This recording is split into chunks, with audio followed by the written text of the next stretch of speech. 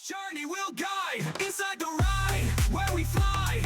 Virtual roads touch the sky. Join us here, don't be shy. Inside the ride, yeah, we hide. Welcome to Inside the Ride. This is episode 12, and I'm pleased that we're going to start off with a new format. That means a new bunch of co-hosts, a new bunch of guests, which are going to be joining me here in the studio for this and in future podcasts. Today, an exciting show because I'm going to be introducing to you the MyWhoosh Communities Manager and 2024 UCI World Championship finalist, should I say, Lisa Hermansson. Lisa, welcome to the show. How are you? Thank you so much. I'm very good. How are you?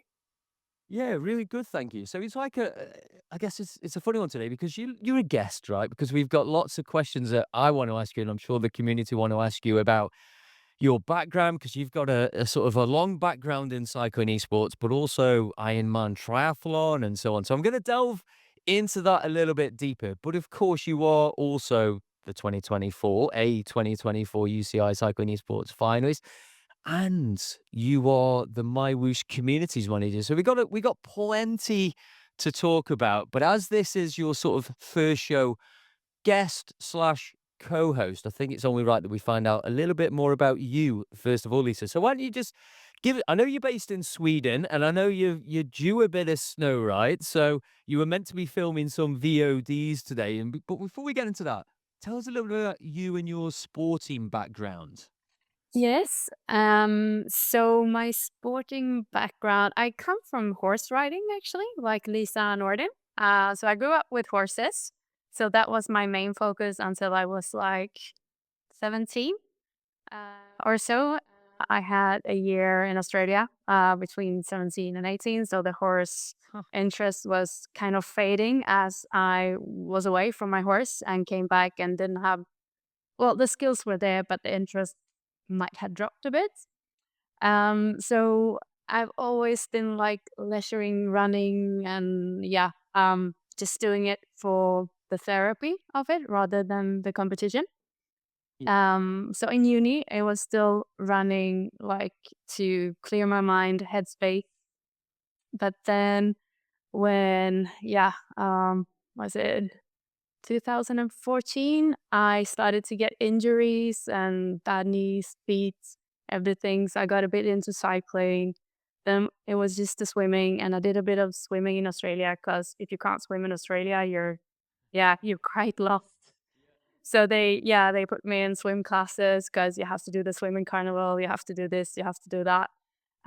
So I did touch on some swimming and I didn't quite like it, but I didn't really dislike it either. And I wasn't really good at running. I wasn't really good at the cycling. I wasn't really good at the swimming. So yeah, there you have it. It's the triathlon. Well, yeah, but that's going to be an interesting chat. And if you were basically saying that you weren't particularly good at anything, yet you now seem to be this sort of super talent who could do, successful Ironman triathlon, but also one of those finalists as well. So when did that sort of competitive side come in then? If you were sort of doing it more for, to keep the stress down and those kind of things that you were talking about while you were studying, when did that turn into something a bit more competitive? Yeah, so the horses was always like competitive, like horse jumping and everything. So it was kind of a break those uni years, I guess. And then Um, yeah, I did a few of the big races in Sweden, like you run a half marathon, challenge myself. But I think like the competitive side came with, yeah, obviously the triathlon, the half distance. And I said I would never ever do an Ironman. And then I did it anyway.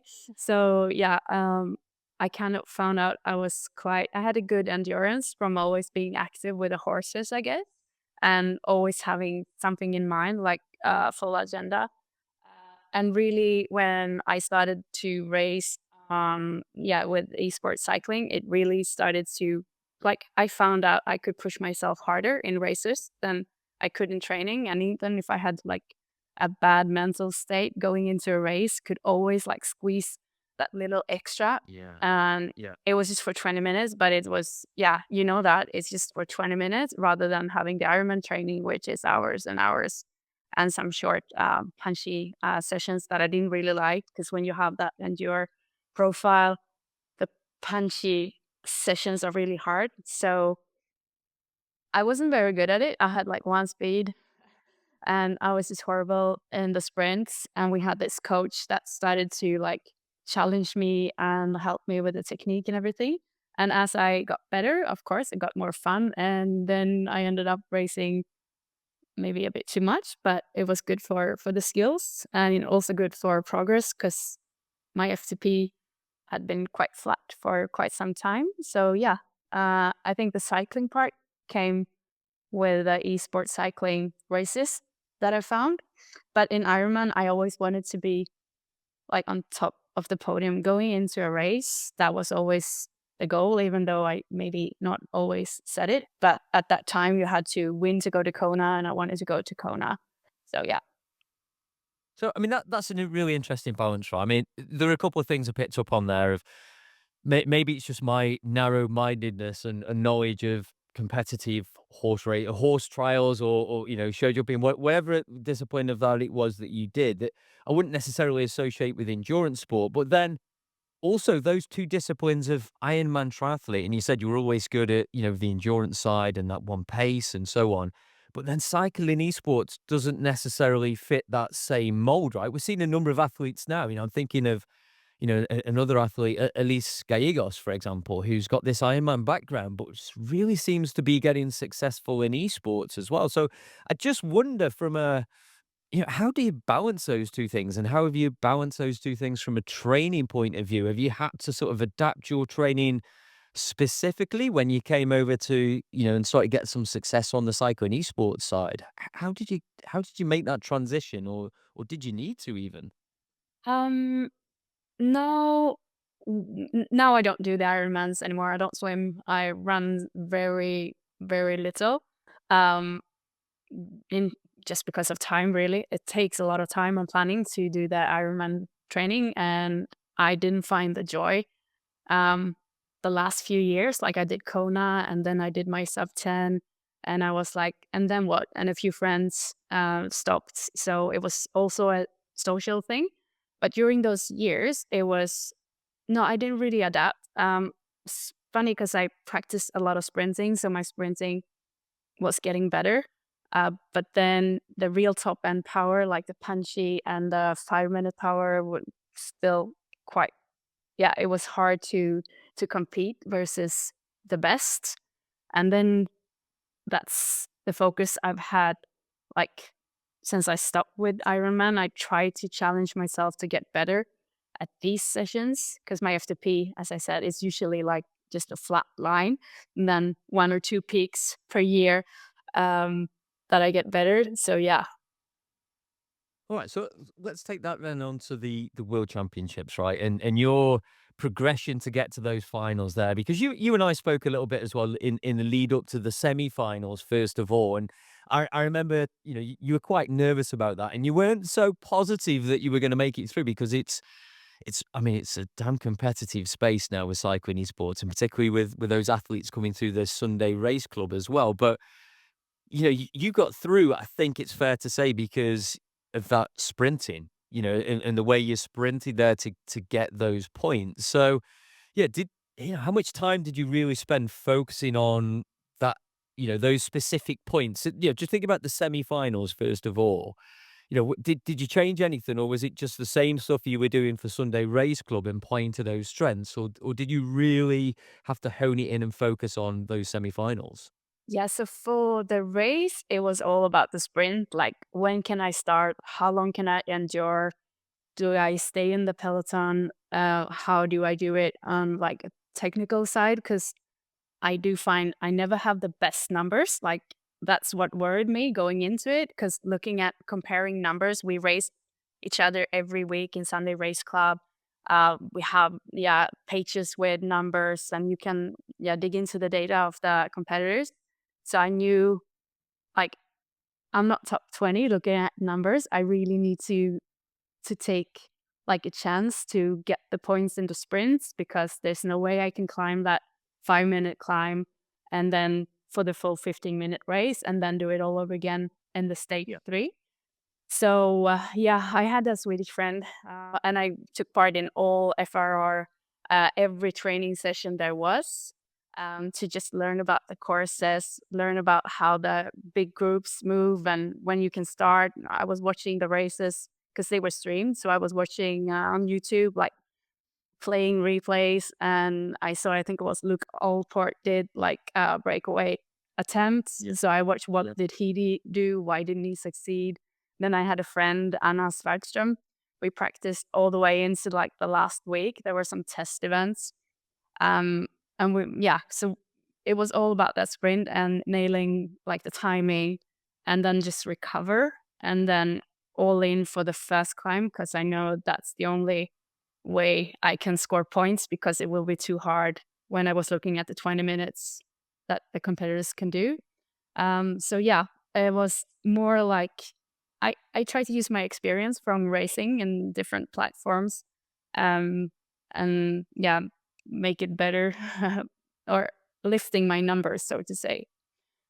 But it was hard because yeah, I just had to leave everyone. All the points came after that sprint, so it was so exciting all the way to the end.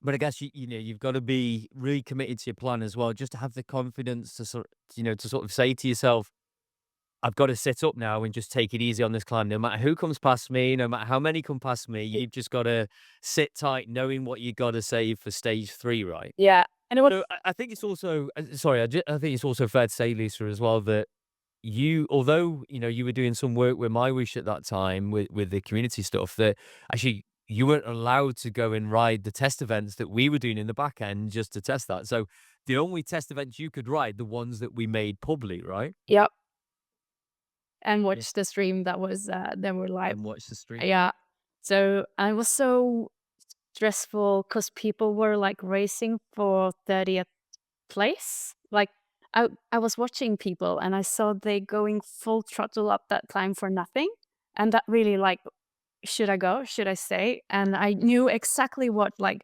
watts per kilo I had to go to cut, like to make it to the cuts. So I was just like, no, I need to just stay here and let everyone stress about this climb. But I couldn't understand like why would, I think it was like 90% of the riders that really pushed that climb for no points. So yeah, that was so stressful to just sit and watch. I, I just wonder whether, because I imagine in Ironman triathlons, well, you've got to have that. I have no self control. Those days when I say I'm going to turn up to an event or turn up to, just to get a zone 2 in or anything like that, where it doesn't happen, right? You get carried away in the moment. But I imagine that sort of that same level of self control you kind of need in the Ironman. That when you're doing that 112 miles on the bike, you don't want to burn all the matches because you've still got a marathon to do. So I guess if you compete at that level, you need to be able to control yourself in those moments when the adrenaline's up and the excitement's going at the same time, right? Listen, the thing I've got to ask you about is Team Sweden and what you guys did, because I'm really interested, and I think a lot of the community are as well, because you had 6 riders that went through the semi-finals to the finals, and I want to just compare and have a get your viewpoint on the difference of communication and the planning. Was there any planning with you guys, or you girls, should I say, for those semi-finals? And was there any communication going on during the event? And then when you get to the finals, you were on the far left-hand side of the stage, and the other Swedish athletes were spread about the stage. How did that compare, with planning and communication as well? Yeah, so leading into semifinals, we had great team talks, like what everyone wants to do, and we knew, yes, or most Swedish riders are quite good at sprinting, so we knew it would be a hard competition to get those points, and yeah, Anna and I decided to do that extra training because we have a similar profile, so the week leading and the days leading into it, I was before and I burnt myself. It's just like a matter of a few seconds that you push too hard. So I just, yeah, screwed down a bit and did it a little bit more careful during the race. And she did the opposite. Like she was behind me in training and then she overdid it in the Friday race. But yeah, we have had a few that were going for the sprint and some were going for the climb. So yeah, that was a clear plan for everyone. Not so much team tactics really, because yeah, it was more of an individual performance in the semifinals. And then leading into the finals, yeah, we had individual talks with the DS we used in the semifinals and like the team in full. But since we weren't allowed any DS on stage, we just had to, yeah, we could communicate in Swedish, of course, but it was like a huge stage. So you would really have to scream and you're all focused like to that scream. I really tried to look up and suck it all in, like watching the whole stage thing, but you're really focused on your screen. It's just as much visual game as it is physical. Like you need to have your brain into the screen and what's happening on the screen. Um, so yeah, we did try to talk like how can we use this benefit of being six riders, but it was really hard. Like it was amazingly planned with the sprint, the climb, and this last stage. Because, like said before, the strongest will survive. The most all-round rider will make it. So it was very few being like in the lower end with the numbers. It was very few places that we could really help each other because we all had different profiles. So basically for me, it was just about the sprint. So we had like a long talk about what can we do and when can we do it and what can happen, because it's all about what other people do rather than what yourself are doing. So we watched and timed the sprint, watched again some streams and practices. Yeah. So yeah, we concluded that we really need to use the kick if we want the peloton to work like the fastest way, and then you want individually be able to hit as fast the time soloing. So if the full peloton, the times will be faster, because in the men's race you could do a solo sprint faster than the peloton did, and we didn't want that to occur. And you could still gain some momentum kicking the first, like being the first, stay, and then kick again, like a double kick or triple kick.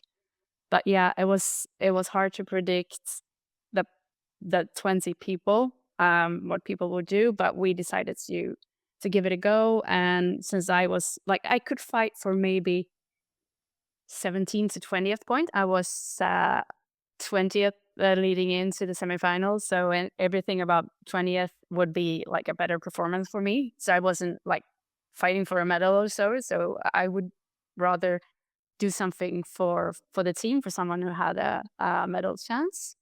So yeah, ended up kicking a little bit. I was like, the adrenaline was crazy. So I ended up kicking a little bit too hard. And yeah, got alone, left the peloton a bit too much, had to kick like a really long kick to keep momentum. I knew I had to kick or keep a certain pace when the line started. And I saw my pace dropping like below 44. And I'm like, I need to hit this line at 50. So I needed to accelerate on my own. I was meant to be in the peloton and come from behind. But yeah, it was a good try. Could have done some more practices in the group, but yeah, at least we did something. And then I wanted to race like everyone else raced, so I decided to follow the bottom of the sprint and then try to get the climb. Even though I PB'd, it's like, yeah, still so far behind, but it was amazing to see these performances and be on the stage with these amazing ladies. It was just, yeah, so cool. Yeah, it must have been a phenomenal experience. I know it's not the first time you've sort of experienced that cycling esports on the stage as well. It's really interesting that this team aspect, right? And it really interests me because it's in some respects it is an individual sport, but then we see you ladies had six riders in there from Sweden, which was phenomenal. And then we also saw what Zach and Neil and Hayden did in the men's final for that stage one, which was, I think, really the only bit of real team play that took part. I remember asking Lionel Vuesson, and his teammates about sort of the team planning, and they said, "No, it's this is individual for us. If there's opportunity to help out, we will, but." Ultimately, we've all agreed that we're going to shake hands and go at this individually from the start. So it's really interesting, right? And so the other thing that I want to take a step back, if you like, but also look at the present day. I'm thinking about the Sunday Race Club. I'm interested in two things, right? How did you get into Sunday Race Club? the other aspect is you seem to be getting some really great top tens at the moment. So are you carrying some good form at the minute? Because you're getting some top tens in category one. The racing seems to be full gas every week across all the categories, but ladies cat one seems to be pretty dynamic right now as well. So is this just you holding form? Yeah, so after the semifinals, I like reality hit me and I'm like, oh my gosh, I'm racing all these ladies. And it's a climb, like it's a climb. I don't want to rely on the sprint in the final. I want to do it the proper way. So yeah, I kind of panic and like I need to get some climb skills. And yeah, we still have the Sunday race club every week if you like. So I decided to rather than make my sprint better, I focused on getting like my 10 minutes to 15 minutes better. So that was my main focus. I'm not like, I don't have a coach. I'm not very structured. So it's more like today I feel like doing this, today I need to rest. And I go with the flow, whatever I feel like. Um, but I decided to be, I basically Googled how to get fit in 3 weeks. And then I had this program, like, yeah, it was the same, like 3 sessions or every week, a bit of heat training. And I'm like, yeah, I'll try this.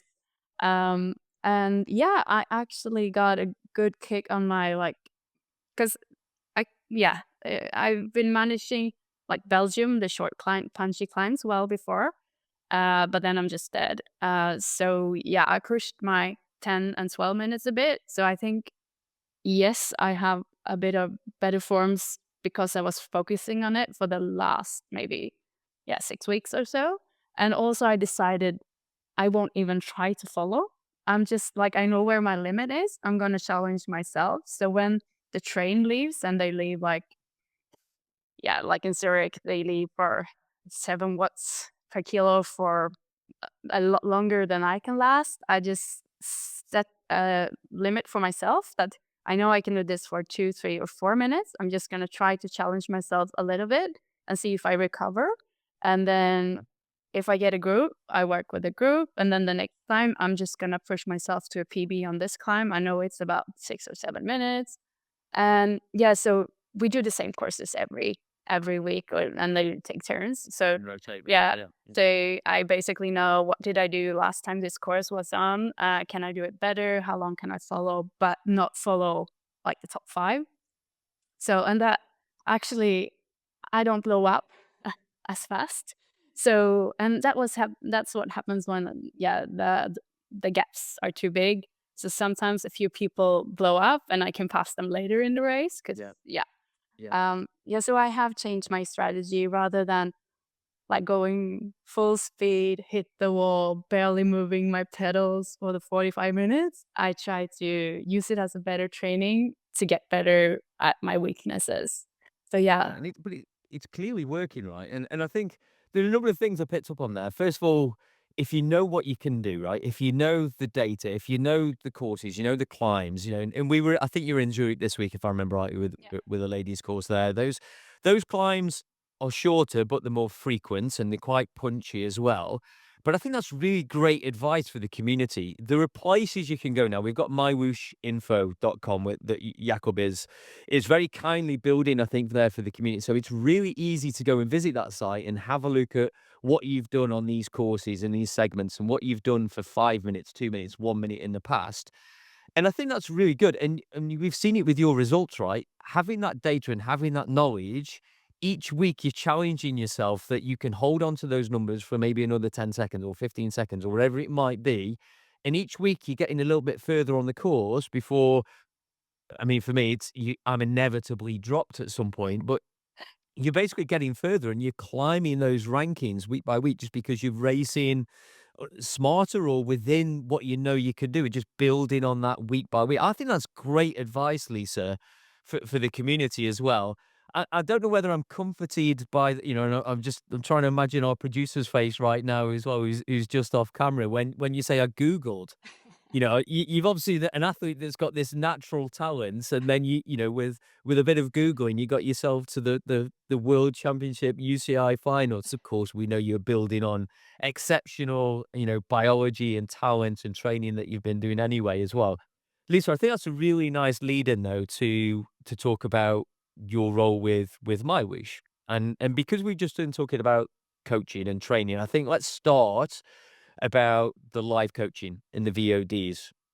Right. So I'm wondering if an athlete, because you're doing a number of sessions a week now, and you can give us those times and so on, but you're doing this live coaching, you're coaching community members from home. What can the community expect from a Lisa Hermansson training session when they turn? I think you're the one that I've done of yours before is on a Tuesday, sort of midday, right, lunchtime ride. So what can people expect from a Lisa training session on MyWhoosh? Yeah, so I like gray and red sessions. So like really nice recovery and then sprinting. Short sprints are up to 20 seconds. I have had a few 45 seconds, a bit too long, still nice, but long. So that's my favorite sessions. And that can also, if you have like a race in the afternoon or in the evening, you can use it as an opener. I usually stay around 30. I think I had one 40 minutes, but it's quite short and more like an opener, wake up the legs kind of session. So you can do a session after or yeah, or in the evening or whatever. So most of the time it's gray zone with some sprints.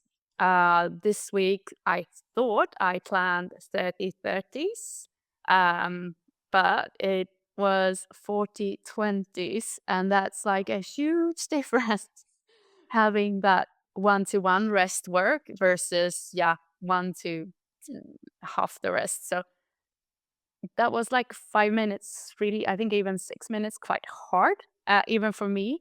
And I was, using my computer. So I tried to bias my FTP, but I didn't really succeed. So how, Tell these secrets, Lisa. yeah, so I was really, really struggling, but it was a good session. So I might rethink and add some more of that, like 5 minutes work. So it varies, but usually it's sprints on Tuesday lunchtime. Sprints and punchy. Yeah. Okay, that which I think's, on a Tuesday, that's probably because your session is 2:30 p.m. GST, which I guess for you is 11:30. Yeah, 11:30. So it's just 30. just before lunch or yeah. That makes sense. I guess if someone's done Sunday Race Club or they've done another event over the weekend, you've got sort of a lighter recovery day on Monday. Tuesday, you want something a little bit more punchy, I guess, and just to wake up that zone six and the sort of anaerobic power, I guess, at the same side. So that's what to expect, I guess, is short punchy sessions, but it sounds like you've got plenty of active recovery zone one in there too, which is always good, right?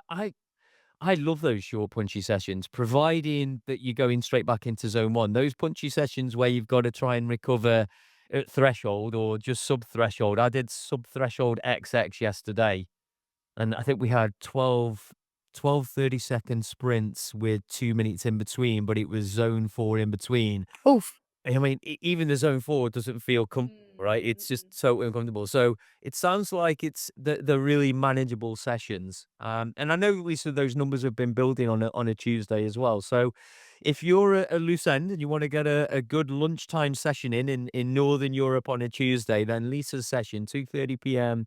GST or 11:30 CET is the one to go for. Hopefully, Lisa, we can find a second slot for you at some point as well. And I've been playing doing this session. twice a Really week. cool as well. Yeah, so Thursdays I've been the last 3 weeks I think since Worlds I've jumped in and done a session on the Thursday as well.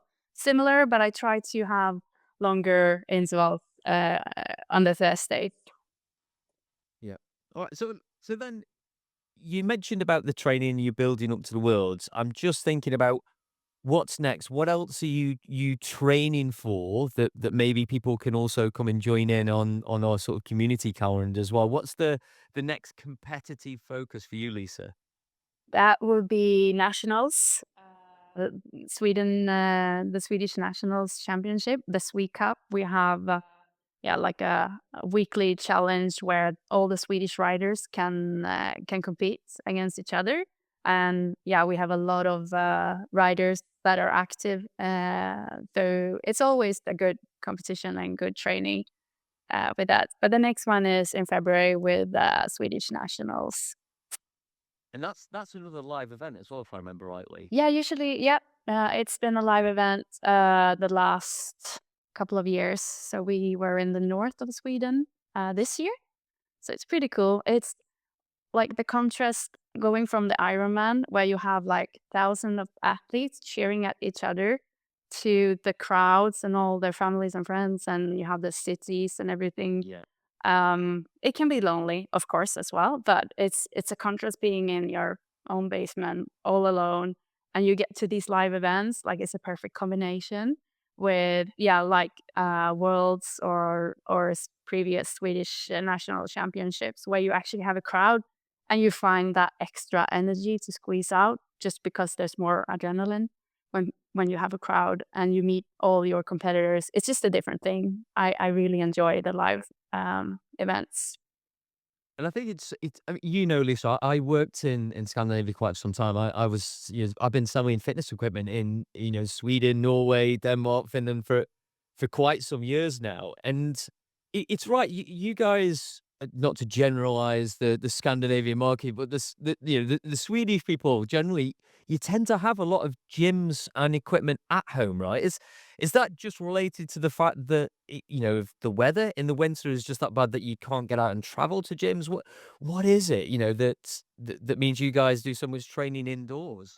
Yeah, I for me it's the weather, definitely. Like, now the roads are really slippery, icy. So, and I think it's too cold when it's not double digits.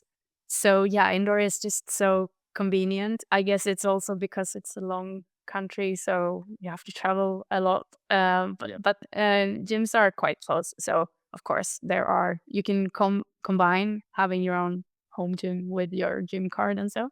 But yeah, esports cycling is really huge in Sweden. It is, yeah, and I think it's due to the darkness. Like, it's dark now from what 4 p.m. Yeah. and the sun doesn't rise until 7:38. And in some parts of Sweden, the sun never rises, so it's like complete darkness.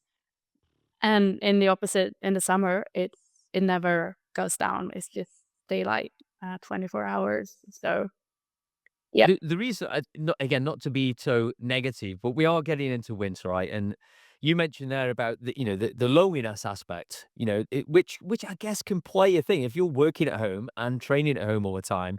You kind of need this social community, this virtual social community around you. I would anyway. I don't know if it's the same for you, but you know, for me, jumping on Tune Up Tuesdays or being involved in the team chat with you know, the Sunday Race Club team, for example, is really important. Of course, you've got your family and you've got your kids here and stuff, but you still need that little bit of non-work, non-family social time on the bike, which you could do socially as well, right? yeah. Yeah, it's great. Unfortunately, Sunday Race Club is so hard, so it's so hard to talk. But you have that, like, warm up session or the cool down session. So yeah, that, that that's great part. Um, Definitely, it's nice to A just. really good point, actually, Lisa, because you've just reminded, we just introduced the new rides Yeah. after the Sunday Race Club.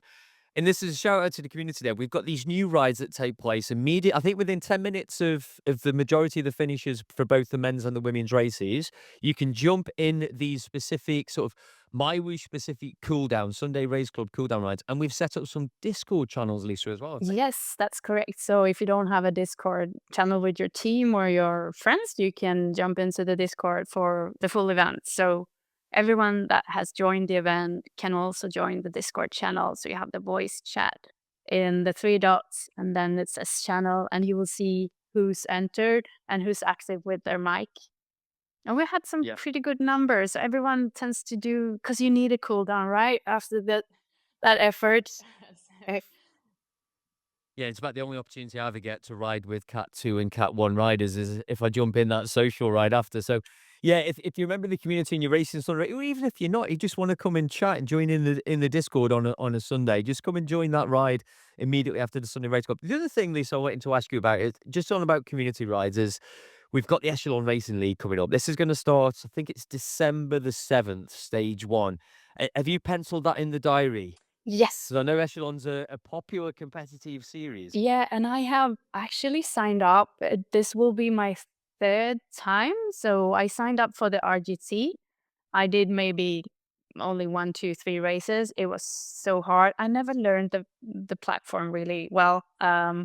Actually. So I did participate, but not so frequently. And then I signed up last year as well, but it was too many races at that time. So I did maybe one or two. And that's where I met Elise Gallegos for the first time, like we raced. Yeah. Okay. Yeah. Um, so I decided to sign up just a couple of days ago, actually. I will do it this year as well. We'll see how much, but I think it's a good racing series.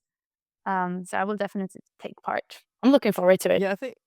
Yeah, me too. I've been you know, I've not been very well for this last week too, but I'm coming round again now. I did, like I say, I did that session yesterday with the lives, and I'm getting drawn into that full sense security. It won't take long to get this fitness back, and hopefully I can get there for the 7th. But I think with the Echelon, traditionally, you're right, it's been on a number of platforms, right? And RGT was one of those platforms where the dynamics were quite close to IRL racing, and I think ours are the same. It's tougher because it's closer to real world draft dynamics. Now And there are cornering. reasons and cornering, yeah, but I think that's one of the reasons why Echelon have come to MyWhoosh is because Echelon, they get a lot of real world racers with Project Echelon and the work they do and so on. So the fact that they brought their sort of virtual racing community and the IRL racing community over to MyWhoosh, I think is really good. Racing is tougher because it's tougher. Hey, it's tougher in real world, right? You can't just sit and freewheel in the draft in real world as well. But if you're smart enough, you know where to position yourself, is exactly, we see with our dynamics. But I think anyone out there, you want a challenging, tough weekend, started on December the 7th with really dynamic racing, then go and check out the Echelon Racing League. You'll find all the information on the website, on the Echelon website. We've got stage 1 is Golden Gate. That's December 7th. Then we've got a little bit of a break, December the 21st, Alcatraz A Wall. Then stage 3, that is 28th of December. So between Christmas and New Year, that could be a nice, interesting challenge. That's in Alula. Then we're actually for stage 4. We're going to use the you remember the MyWhoosh World route that you ladies did, that 35 kilometers. That was a real punchy route. I really We're going to use that one. love. Yeah, that's going to be January the 4th. That one. January the 11th is the final stage. That's City Beach in Australia. Again, it's a deceiving course, that one, because there's no really long climbs, but you've got to be able to hold on a couple of those shorter, punchier things. And then that leads on to the sort of league championships, which are going to be January the 18th, and that's in Belgium, 37 kilometers in Ghent. So again, rolling, Lisa. So it sounds like there might be some routes there that suit you, which is good. And then I guess that leads on to the other thing there. You mentioned the Swedish Federation and the Swedish national champs as well, which are coming up. But all of those Echelon Racing League events will lead up to the Esports National Championships for the USA. And that's going to be for the elite and the community. That's going to be February the 1st. So if you want to be involved either in the elite or the age group USA National Cycling Esports Championships, then you need to be riding and signing up for the Echelon Racing League. That's part of it. And then also we got the Canadian Esports National Championships, which I think have always been the week after the USA National Championships. It's no different this time around. February the 8th and 9th. Again, that's both community and elite federations. Lisa, we spoke about Echelon. We spoke about the national federations. What other community events should we be looking out for in sort of November and December when we're all indoors, hunkering down for winter and the snow comes in the northern hemisphere? Is there anything that's really stands out to you as something we should be looking out for as a community? I did try the new coalition event this last Saturday. It's different racing, so it was a bit harder than I anticipated. Because I think not everyone knows, like how you have the points, the FTS and Yeah, so tell me about the format then. yeah, It's called Beautiful Chaos, if I remember, which I love the name. It's Beautiful yeah. Chaos or Coalition Beautiful Chaos. How does that format work then? Yeah, it's super fun because I thought, well, maybe we will have like a easy ride and then go all out for the sprints and then recover and go again. but there's always someone who wants the finishing points and just would leave in this crazy tempo. And yeah, it was not a huge group, but it was just one that left, so we could have done the work to work back, and we did try that. So we ended up being like sweet spot in between, and then you have the surges, and by the time we were at the finish line, you're just kind of dead. So we had 6 sprints, 2 each lap. So you recover and then you go again, you recover, but we had that chase in between. So yeah, it was a little bit harder as a wake up session for the Sunday Race Club, but it was so much fun. I'm with you with that one. Like you can't hold yourself when the competition is on, and you score your points. Like yeah, I got the fastest through segment, so you see your name on the left side. Like yeah, I score the highest points, and then second on the next one, and then you go the third. The second rider came like the first one. So you don't see the points, but you can kind of calculate, okay, we're in the top here, we're scoring the most points. Got it. And then the last, I think, 3 segments, he took the win. And I'm like, okay, so my only chance is to take the finish. And it was a flat course. And I'm not particularly small, but versus men, I can be small because I'm still a woman. Yeah. So I went like, okay, 1K, that's almost 2 minutes. I'm gonna go just because I could see he was getting tired. So I just took the chance and took off. So it was like, I think 90 seconds, really hard to get to that finish line. And we had 1 point separating us. So I could take the win with 31 points versus 30. So yeah, once we cross that finish line, you have the results button and you can go to, because you only see your finish position and you want to know the full race. Yeah, you want to know the points. Yeah. Yeah. So I clicked that and I came with this mindset, I'm just gonna go in, see how it looks, because it's all coalition branded. We had the coalition jersey, so I was more interested in that. And I saw Lionel on the start line, so I was like, yeah, he's gonna win anyway. But then he didn't like he decided not to, because we have it two times, like one in the morning, 10 a.m. That's right. Yeah, you've got what 1300 GST and 2000 GST Yeah. bet. So So yeah, I thought I don't have a chance. But yeah, once you start and you come to the next one, and yeah. what I find with those races, Lisa, you feel the same, and it was the same in the MyWhoosh Classics, is that there's always someone around you that you're racing for, because you've got, well, in that format, it's like the Tune Up Tuesday format, right? You've got the FTS on the segments, and then the finish line points. With the classics, you've got those sort of FAL points on each passing. That there's always, doesn't matter if Lionel's there or any of these elites, male or female. With that sort of format, you're always chasing points of whoever's around you. You know, I know there's Johan Moreno. There's always a battle going on somewhere with me and Johan, for example. So we might be a good couple of minutes behind the leaders, but there's something for everyone in that race format. I guess the other thing to mention there, Lisa, also with that beautiful chaos with Coalition, is the fact that it's open event. Yeah. You don't need to do the dual record. You don't need to do any pre-verification.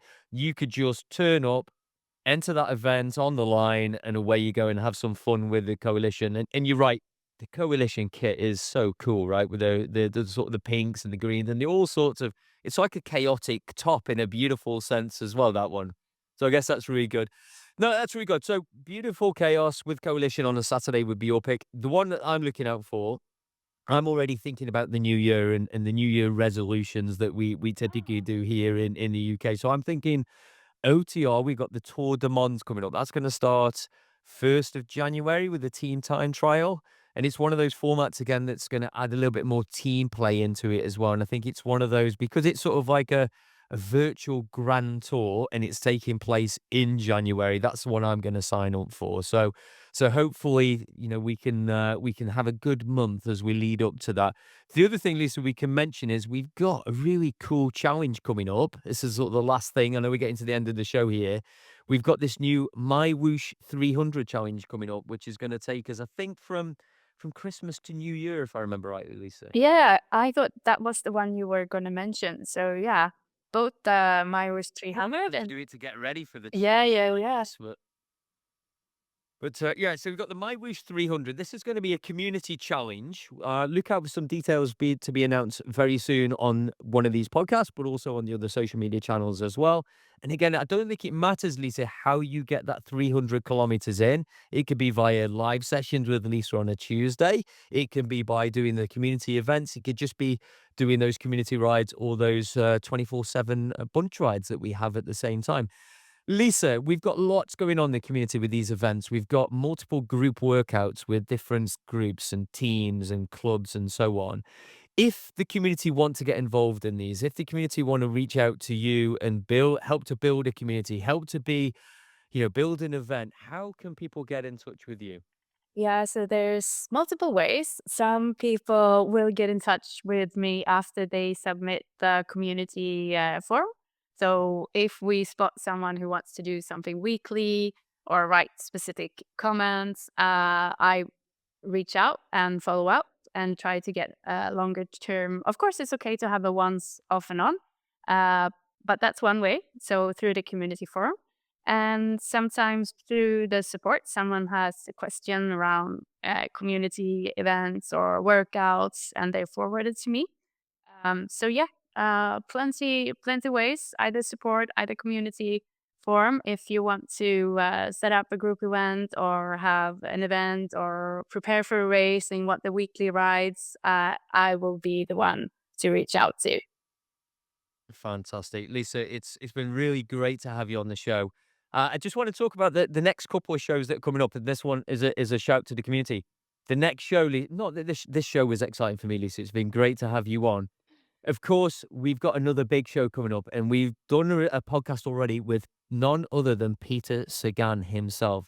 So the next episode, episode 13, will be that podcast that myself and Matt Smithson shot there with Peter Sagan. So keep your eye out on socials for that.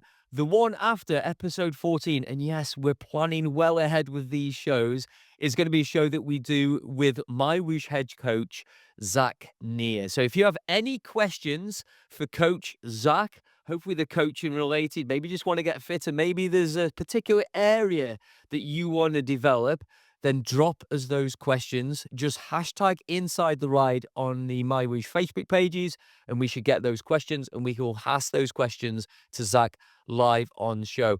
Lisa, thank you for joining us today. It's been great. I guess we're going to have you back on at some point. The way that we're going to move these shows forward, again, we're going to have multiple co-hosts. We're going to have multiple guests on the show. So Lisa, hopefully, again, next month we'll have you back on the show and we can talk about some of these awesome community initiatives that are taking place on MyWhoosh.